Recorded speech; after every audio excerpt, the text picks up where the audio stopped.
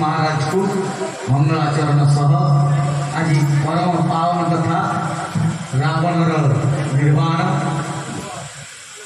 एवं भगवान से राज्याभिषेक कथा जदि समय किसी मिले काकभूषणी चरित्र टे स्वल्प समय कहे आज 10:30 पर्यंत कथा हम आज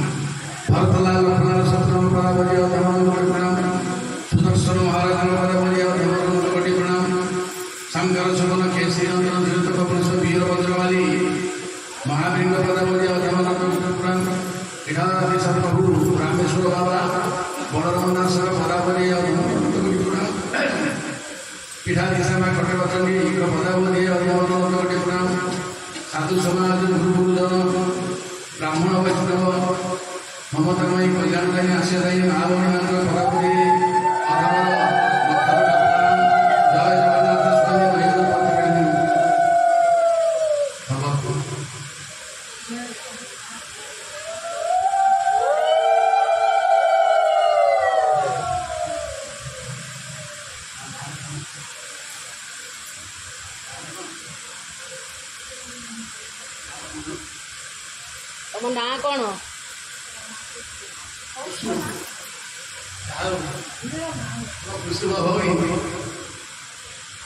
ବସ୍ତ୍ରଟେ ପ୍ରଦାନ କରିଛନ୍ତି। ମୁଁ ସେଇ ପ୍ରଭୁଙ୍କ ପାଖରେ ନିବେଦନ କରିବି ତାଙ୍କ ଶରୀର ସୁସ୍ଥ ରହୁ, ସପରିବାର ସୁଖୀର ରୋଗ ଲାଗି ହବା।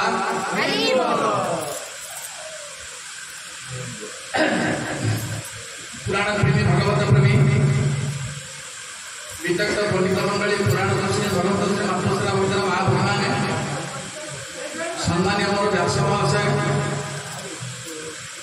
ଅନୁଷ୍ଠାନର ସମସ୍ତ କର୍ମକର୍ତ୍ତା ବୃନ୍ଦ ମହୋଦୟଗଣ, ବିଶ୍ୱ ଭାଗବତ ପରିଷଦର ମୋର ସଭାପତି କେଦାରବାବୁ, ଏହି ନାୟକଠାର ସମସ୍ତ ଭାଇ ଓ ଭଉଣୀମାନେ, ଏଠାରେ ଉପସ୍ଥିତ ସମସ୍ତ ଭାଇ ଓ ଭଉଣୀମାନେ, ସଙ୍ଗୀତରେ ସାହାଯ୍ୟ କରିବା ମୋର ଭାଇମାନେ, ଯାହା ହଉ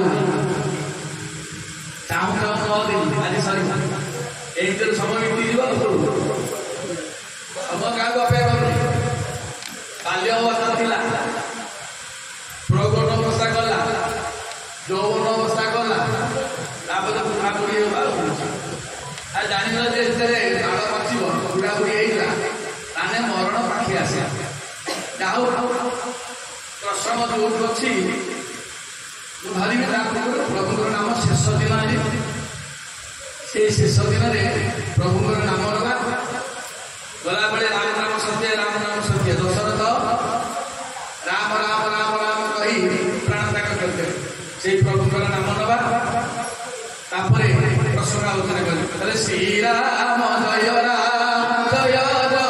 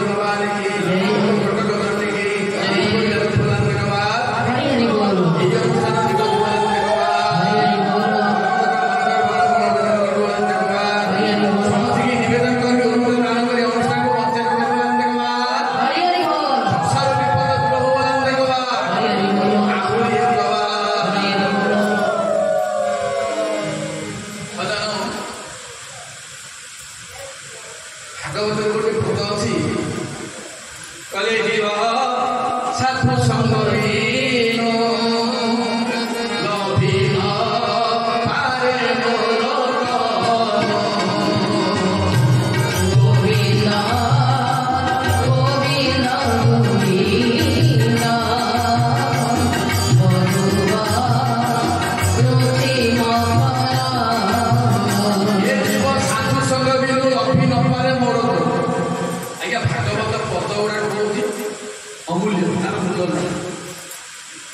ये जीव जेपर तो सत्संग करना साधु संग करना आगे खाली घरे बस खाली आगे ना सत्संग आपण मैंने 9 दिन आज सर सत्संग कले प्रभुंर कथा श्रवण कले कीर्तन कले तुम आज्ञा तरी गली ठाकुर कहले मो कथा श्रवण कर मो नाम कीर्तन कर निश्चय भल रखी ना हरि बोल अरे घर दिया पक्ष घंट घोड़े रखिले महाभारत युद्धे कौन से कहला खाली डाकिला प्रभु छुआ मरी दिए मु मरी दिए रक्षा कर रक्षा कर रक्षा कर घंट घोड़े अश्वत्थीमा रथर जो घंट थिला घेनी आसले घोड़े रखिले आपण मन रखता जहाँ रखिए अमित कि बड़वन अरे मारे हरि रक्षा को रक्षा हरि मारे जदि प्रभु रखिए ए संसार कहीं ना मारी पारि आज से भक्त विष पकेगा आज्ञा कुंभकर्ण काली मत भाई पारे कुंभकर्ण छाड़ी गले कौन समर्थ नहीं आज्ञा कुंभकर्ण भी दूर को रावण विचार कला ये समस्त गले कुंभकर्ण हूँ विजय जय हूँ बड़ भाई रावण कुंभकर्ण को पठेबी से रामहात्रा मले पुणी आउ गोटे जन्म अच्छे आज्ञा निद को उठेले रावण बर पाई 6 मास शोई 6 मास भितर जब तू उठू ब्रह्मा कह तू मरु आज्ञा 6 मास पूरी नहीं उठिला रावण पाखे पहुँचला कहला ना कुंभकर्ण कहला भाई तुम राम को चिन्ह पार राम किए ना किए क्यों दिन परम जहाँ किसी ना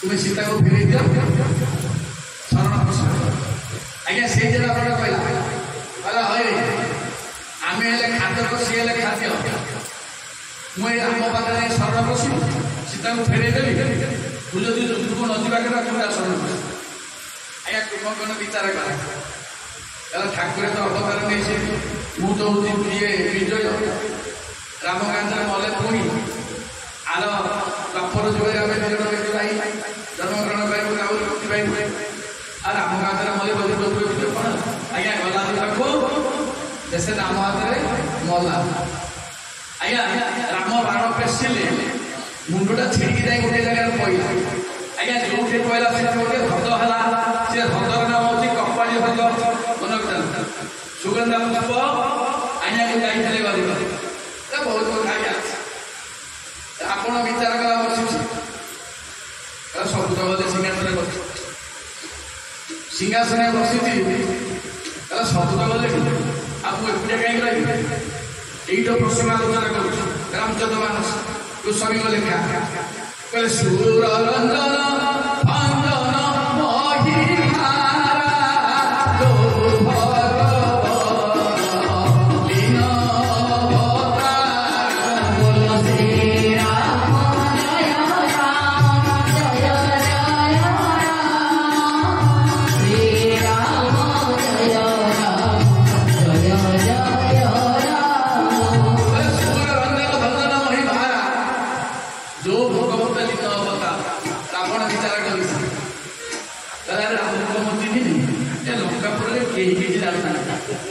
मो भितर कौन अच्छे किए जान केवल राम जान रावण केवल भक्त अरे सूर रंजन भंजन मही भारा जो भगवत लीन अवतार ठाकुर अवतार नहीं धर्म संस्थापना ठाय संभवामी धर्म को रक्षा करवा प्रभुकर काम पूरी विचार कर मुझे ठाकुर संगे मिश्रण स्थापन कर ठाकुर मत मारी मैं वही और ठाकुर प्रभु सर प्राण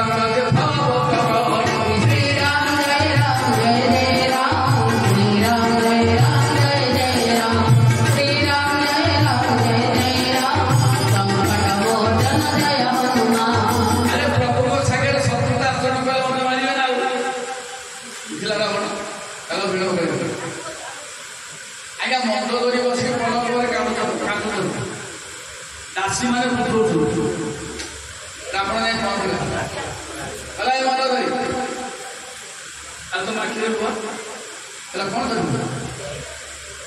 पुत्र पौत्र समस्त तो गले गोटे देवर पिला कृपा कर सी चलीगला तुम्हें तो एकुटिया बची तो मो शंका शीघ्र तुम्हें एकुटिया बची तुम्हें जब चली कौन कर स्वामी जब चलीगले आगे कौन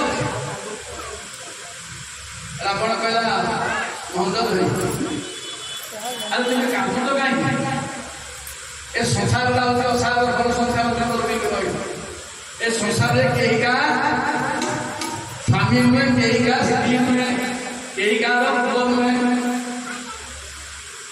मंद दुर्ग कौन होगा ए संसार कहीं का स्वामी नुहे कहीं का स्त्री नुहे ना तुम्हें कौन मोर स्त्री मु तुम स्वामी रावण दूर अच्छे तुम ये मंद दुर्गे बुझे तुम्हें कौन भावुच ना राम तो समझ के माइला दे मारिद रावण रावण हसिला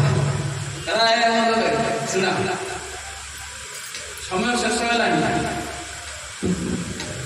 मुझे तुम आगे सत कथा कह आज सत कथा कहूँ सत कथा ना कौन ना मुझे किए जानी तुम्हें मो स्वामी मु तुम स्त्री कहले नहीं नहीं नहीं नहीं शुण मु किए आज्ञा भंज साहित्य वैदेशिक विलास कवि सम्राट उपेन्द्र मधुरी आशा कले कले गोस्वामी आपण लेखा को मुझे आशा कले कले वैकुंठ न मानु आमे वैकुंठ पालित वैकुंठ कवि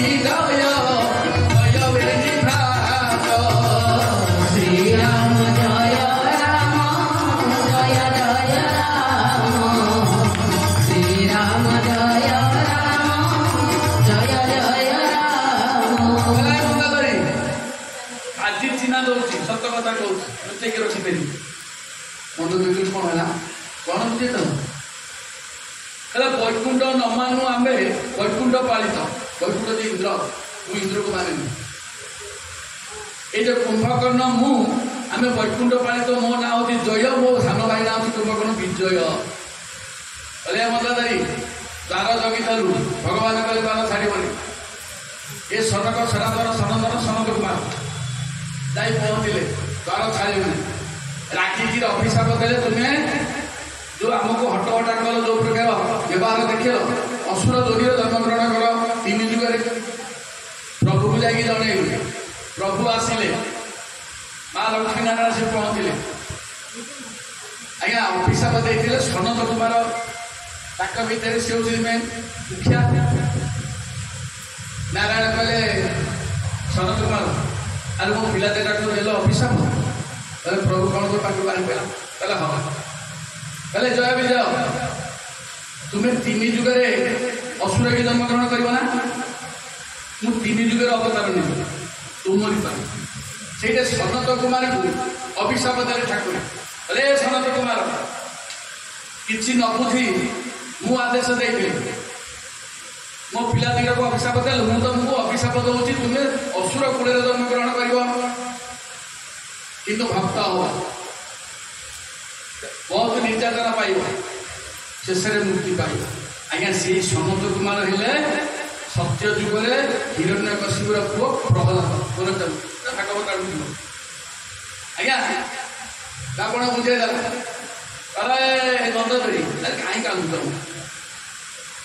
मुझे जय मो सान भाई विजय गलानी मु बची তুমি ବିଦା ଦିଅ ଯୁଦ୍ଧକୁ ଯିବୁ। ପାଦ ଧରି ପକେଇଲେ ବନ୍ଦ କରି ସ୍ୱାମୀ ଯାଆନ୍ତୁ। ଏ ରାମ ବାଣ ଭାରି ଟାଣୁ ସମସ୍ତଙ୍କୁ ତ ମାରିଲାଣି, ଯଦି ତୁମକୁ ମାରିଦବ ଯୋଉ ଶଙ୍ଖା ସିନ୍ଦୁର ଦେଇଛ ବେଦି ଉପରେ ସେ ତ ଚାଲିଯିବ, ଆଉ ସ୍ତ୍ରୀର କ'ଣ ରହିବ? ଆଜ୍ଞା ମନ୍ଦ ଧରିକି କି ବୁଝେଇଲା, ତାହେଲେ ଶୁଣ ତୁମେ ଏମିତି କାନ୍ଦିଲେ କ'ଣ ହବ? ଏ ରାମ କ'ଣ 100ଟା ରାମ ମତେ ମାରିପାରିବନି। ମନ୍ଦ ଧରିବ କ'ଣ ତେଣେ କହୁଛ ରାମ ହାତରେ ମରିବୁ। ଆଜ୍ଞା ରାବଣ ବିଚାର କଲା ସ୍ତ୍ରୀ ଜାତି ତ, ଆଉ ସ୍ୱାମୀଟା ଯାଉଛି ଯୁଦ୍ଧକୁ କାଳେ କାଳେ ମରିଯିବ ବୋଲି ସନ୍ଦେହ ଲାଗୁଛି। ରାବଣ କହିଲା ବନ୍ଦ ଧରି ଆଉ ମୁଁ କ'ଣ ମରିବି, ରାମ ମତେ ମାରିପାରିବ ନା? କାହିଁକି ନା ଆମେ ଯେଉଁ ଘରେ ଶୋଉଛୁ ଶୟନ କକ୍ଷ ଗୋଟେ ଖମ୍ବ ଅଛି, ଖମ୍ବ ଭିତରେ ବ୍ରହ୍ମସର ଅଛି, ସେ ବ୍ରହ୍ମସରରେ ମୁଁ ମରିବି, ରାମ ପାଇବ ଯେ ମତେ ମାରିବ। ଆଜ୍ଞା ସେଠି ମଧ୍ୟ ପଇସା ଦକ୍ଷିଣାରେ ରାମକୁ କହିଦେଇଛି ରାବଣ, କିନ୍ତୁ ଭୁଲେଇଲା। ତାହେଲେ ଆକୁ ଯଦି ଭୁଲେଇକି ନଥିବି ନିର୍ବାଣ କେମିତି ପାଇବି? ତାହେଲେ କାନ୍ଦନା କାନ୍ଦନା କାନ୍ଦନା ପୁଣି ବୁଝେଇଲା, କହିଲେ ବିଷ୍ଣୁ ମମାରଣେ ଅଭି ରାମ ରାମ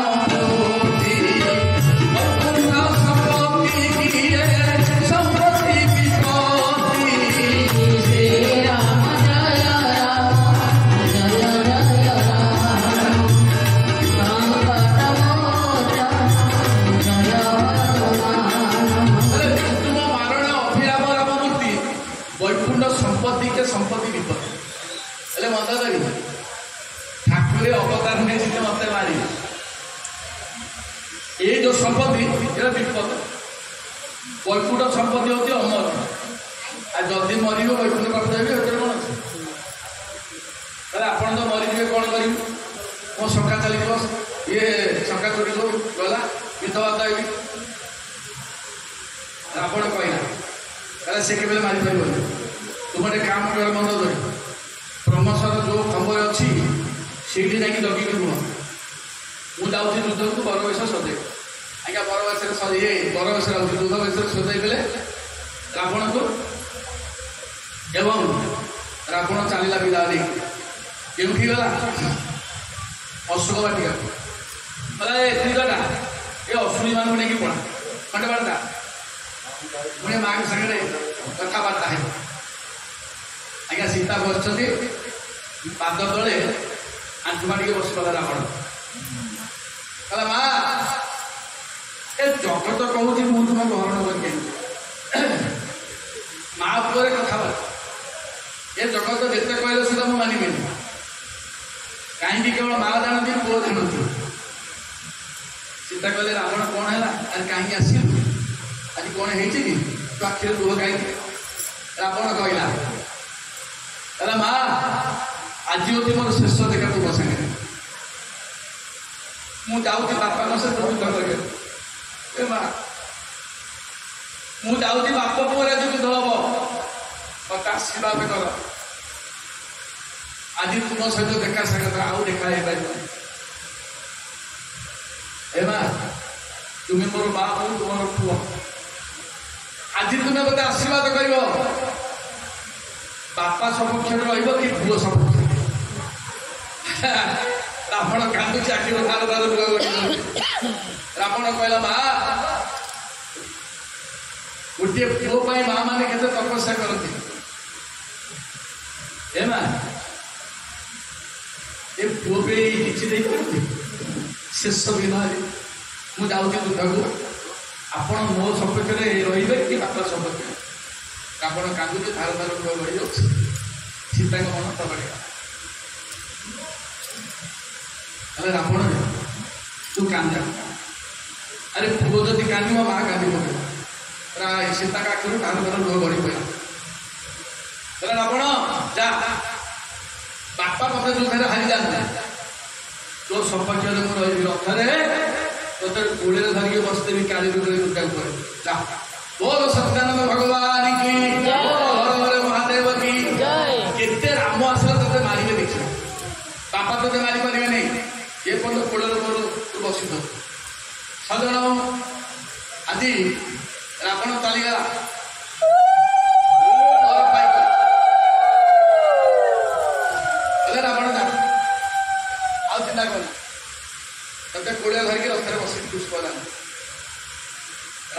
ପହଞ୍ଚିଲା ଯୁଦ୍ଧଭୂମିରେ।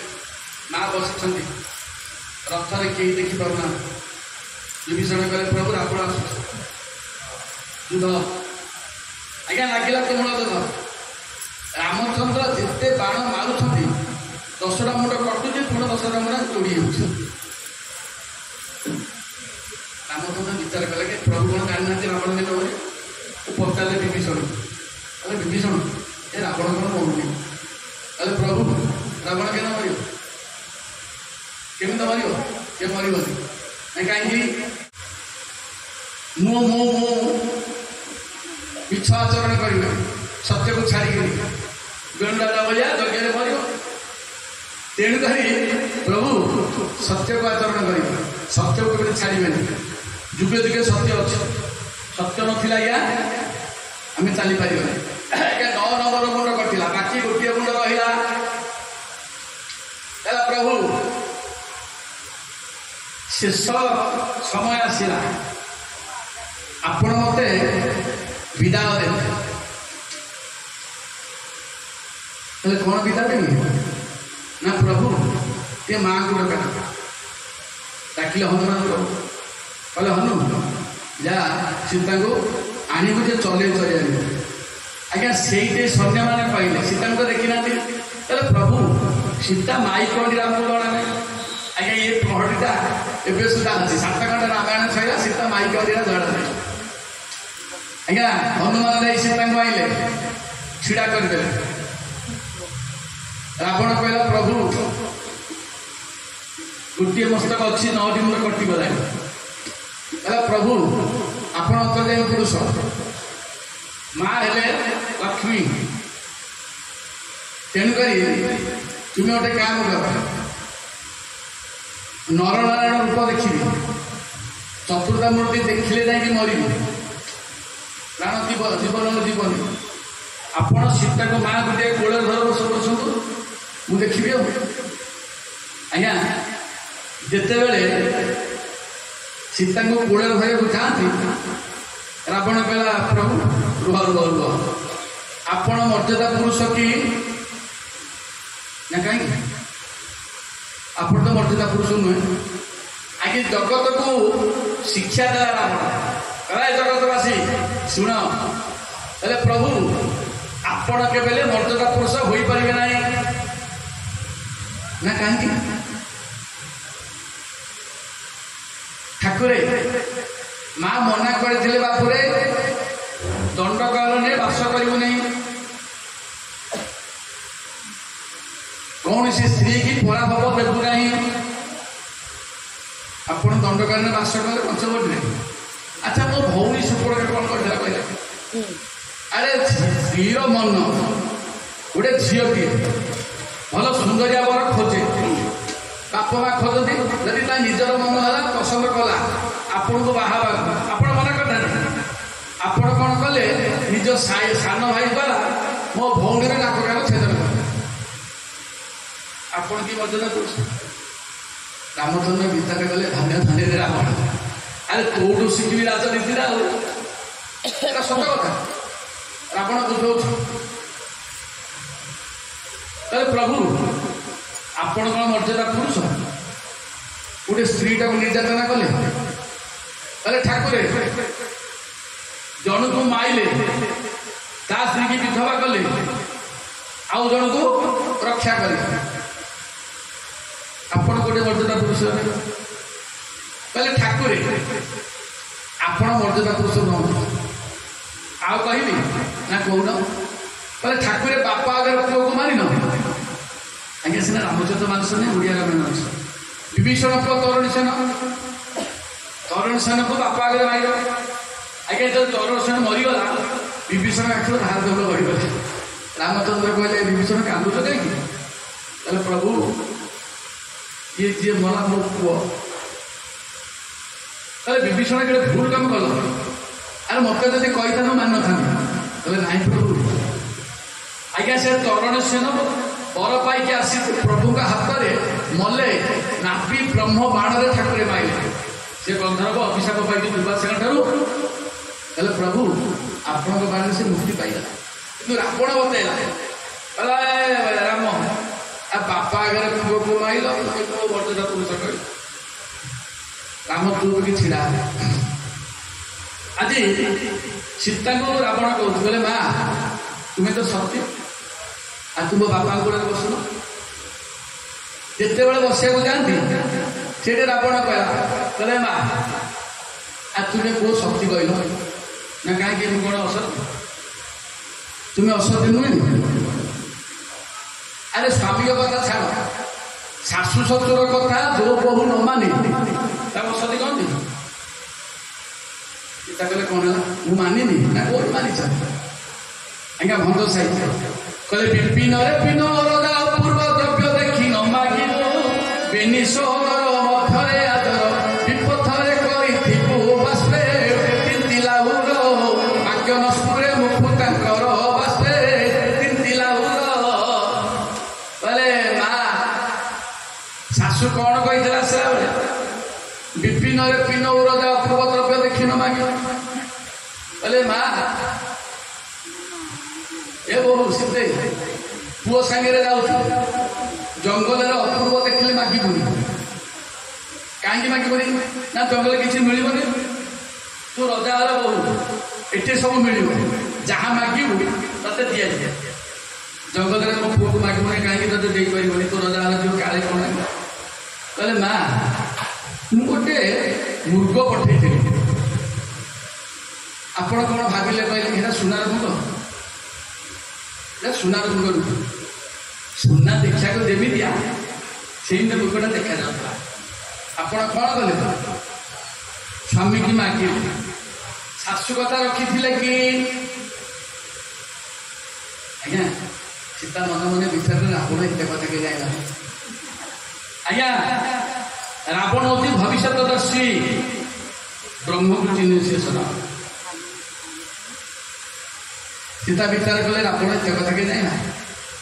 କହିଲେ ମା ସତ କଥା କହିଲ ଶାଶୁ କଥା ରଖିଛ କହିଲେ ନା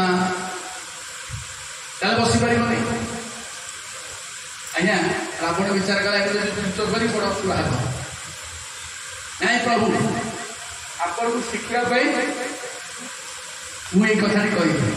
ହେ ଠାକୁରେ ଶେଷ ଦର୍ଶନ ମୋର ଶେଷ ଦର୍ଶନ ଆପଣଙ୍କୁ ମୁଁ ମାଗିବି ଗୋଟିଏ ଜିନିଷ ଆପଣ ମୋତେ ଦେବେ 3 ବାର ସତ୍ୟ।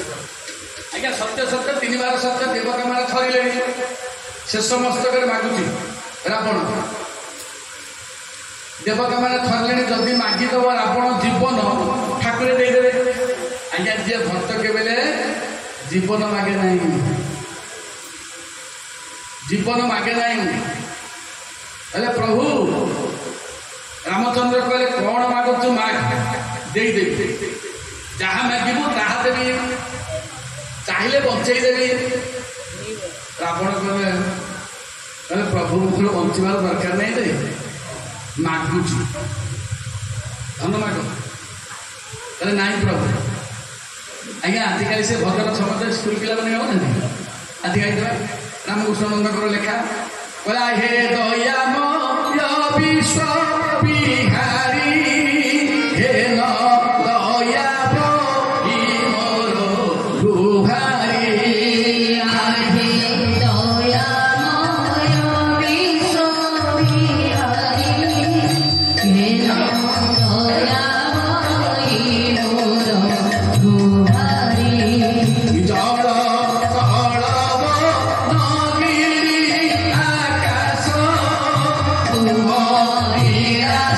Oh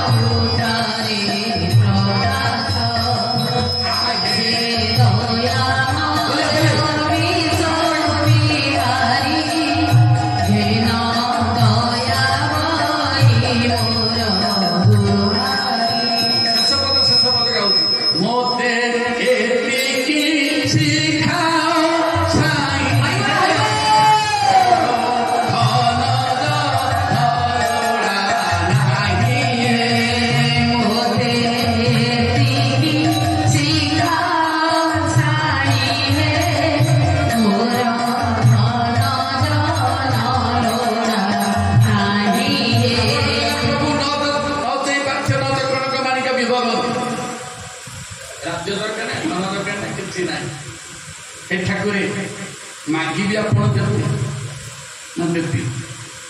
ଏ ଦେବତା ମାନେ ଥରିଲେଣି କାଳେ ଜୀବନ ମାଗିବ ନାଇଁ ରାବଣ କେବେ ଜୀବନ ମାଗିବନି। ହେଲେ ପ୍ରଭୁ ମାଗୁଛି ଏତିକି ମୋ ମନ୍ଦ ଧରି ଯୁଗେ ଯୁଗେ ସତ୍ୟ ହବ ତଥା।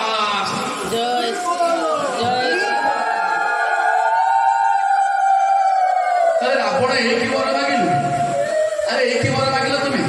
ହେଲେ ପ୍ରଭୁ ମୋର କଣ ଅଛି? ମୁଁ ମରିଗଲି, ବିଧବା ହବ ମୋ ସ୍ତ୍ରୀ ମନ୍ଦ ଧରି, କିନ୍ତୁ ମନ୍ଦ ଧରି ଯୁଗେ ଯୁଗେ ସତ୍ୟ। ହେଲେ ତଥା ଦେଖନ୍ତୁ ଆଜ୍ଞା, ମନ୍ଦ ଧରି ବିଭୀଷଣକୁ ବିବାହ ହୋଇନାହାନ୍ତି। ରାମଚରିତ ମାନସ କାଟି ଦେଇଛନ୍ତି, ବିବାହ ହେଇନାହାନ୍ତି। କାହିଁକି? ବିଭୀଷଣ ମନେ ମନେ ବିଚାର କଲେ, ଆରେ ଯିଏ ପାଟରାଣୀ ସେଇ ପାଟରାଣୀ। କହିଲେ ପ୍ରଭୁ ମନ୍ଦ ଧରି ପାଟରାଣୀ ମୋ ମା ଭଳି ମୁଁ ଦେଖେ, ସିଏ ପାଟରାଣୀ, ମୁଁ ତାଙ୍କର ଦେବର ଚାକର। ସେଇ ମନ୍ଦ ଧରି ଯୁଗେ ଯୁଗେ ସତୀ ହେଲେ। ବ୍ରାହ୍ମଣ ମାନେ କଣ ପୂଜା କରନ୍ତି? ମନ୍ତ୍ର ପାଠ କଲେ, ନନା ପାଠ କରୁଛନ୍ତି। ଓ ରାବଣସ୍ୟ ମନ୍ଦରି ପାଳିସ୍ୟ ତାରା ନଳସ୍ୟ ଦମୟନ୍ତୀ। ଆଜ୍ଞା ତାରା କଣ ଚୁଗୁରୁ ଲାଗିଥିଲେ? ଏଟା ଲେଖା ହେଇଛି, ଆମେ ଥରେ ସଂଶୋଧନ କରିବା ନା। ତାହେଲେ ମନ୍ତ୍ରଟା କଣ ଭୁଲ କି? ବାଳିସ୍ୟ ତାରା ତ ସୁଗ୍ରୀବସ ତାରା ହେଇଥାନ୍ତା, ବାଳିସ୍ୟ ତାରା କାହିଁକି ହେଲା? ନା ଆପଣମାନେ ବିଚାର କରନ୍ତୁ। ଆମେ ପୁରାଣକୁ ଏବଂ ରିସର୍ଚ୍ଚ କରିବା। ବେଦ ଗୀତା ଯେତେ ସେ ଲେଖା ହେଇଛି ତାକୁ ଆମେ କେମିତି ରିସର୍ଚ୍ଚ କଲେ ବାହାର କରିବା। ଯାହା ହଉ କଥା ସଦନ ଆଜ୍ଞା କଣ କଲେ? ଖଇଛି ସରଚନ ଧନୁ ଶ୍ରବଣ ଲାଗି ଛାୟସର ଏକତିଶ ରଘୁନାୟକ ସାୟକ ଚଲେ श्रीराम जय राम जय जय राम, श्रीराम जय राम जय जय राम, श्रीराम जय राम जय जय राम, संकट मोचन दयामय। 20ଟା ମୁଣ୍ଡ ଇଏ 10ଟା ମୁଣ୍ଡ 20ଟା ହାତ ନେଇକି ମନ୍ଦୋଦରୀ ପାଖରେ ପହଞ୍ଚିଲେ। ଧରିକି ଆସିଲେ ପ୍ରଭୁ।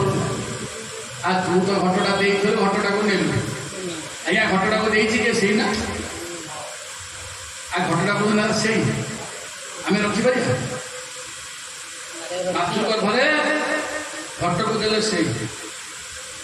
ମାତୃଗର୍ଭରେ ଥିଲା ବେଳେ କଣ କହିଦେଲେ? ଯଶୋମତ ମହାପୁରୁଷଙ୍କ ଲେଖା କହିଲେ ଅଙ୍ଗୁଳି ହସ୍ତ ପଦ ଖନ୍ଦିଲା